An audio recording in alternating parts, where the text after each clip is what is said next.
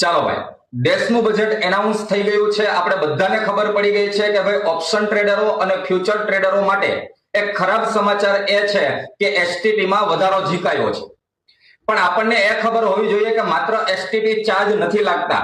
Option ટ્રેડરો અને future ટ્રેડરો માટે લગભગ કુલ 7 પ્રકારના ચાર્જ લાગે છે. સૌથી પહેલા brokerage, STT, exchange charge, SEBI charge, stamp duty અને એની ઉપર 18% જીએસટી.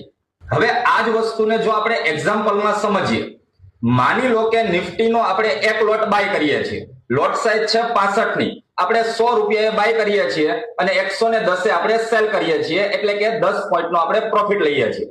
લોટ સાઇઝ 65 નો છે એટલે આપણને ગ્રોસ પ્રોફિટ કેટલો મળે છે? 650 રૂપિયા. એમાંથી હજુ આપણે ચાર્જ બાદ કર્યો નથી. હવે એમાંથી ચાર્જ બાદ કરીએ. બ્રોકરેજ આપણે ગણીએ તો મોટા ભાગના બ્રોકરો આપણી પાસેથી બાય સાઈડ 20 રૂપિયા અને સેલ સાઈડ 20 રૂપિયા, એટલે ટોટલ 40 રૂપિયા આપણી પાસેથી બ્રોકરેજ લે છે. ત્યાર પછી એસટીટી હંમેશા સેલ સાઈડ લાગે. 110 હું સેલ કરું છું, 65 ની લોટ સાઈઝ છે એટલે ટોટલ 7150, અને એના ઉપર હાલમાં જે 0.15% એસટીટી ચાર્જ જે લાગે છે, એટલે કે 10.725 રૂપિયા ચાર્જ લાગશે. એક્સચેન્જ નો ચાર્જ છે 0.002%, એટલે ગણો એટલે 0.143 એ ચાર્જ લાગે. સેબી નો ચાર્જ 1 કરોડના ટ્રાન્ઝેક્શન ઉપર 10 રૂપિયાનો ચાર્જ લાગે, તો એની આધારે તમે ગણતરી કરો એટલે 0.00715 રૂપિયા એ ચાર્જ લાગે.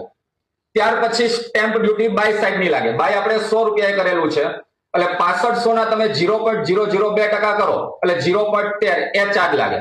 અને છેવટે જીએસટી બે વસ્તુ ઉપર લાગે છે, બ્રોકરેજ અને એક્સચેન્જ ચાર્જ ઉપર. હવે બ્રોકરેજ ચાલી, એક્સચેન્જ ચાર્જ 0.143, ટોટલ એના ઉપર 18% જીએસટી લાગે એટલે 7.225. આમ કરતા કરતા એક લોટ તમે બાય અને સેલ કરો એટલે 58.23 રૂપિયા ચાર્જ લાગે, જો એમાં આપણે 10 પોઈન્ટનો પ્રોફિટ કરેલો હોય તો. ઓકે, ગ્રોસ પ્રોફિટ હતો 650 રૂપિયા, એમાંથી આપણે બાદ કરવાનો છે ચાર્જ 58.23 રૂપિયા. આપણા હાથમાં આવે 591.77.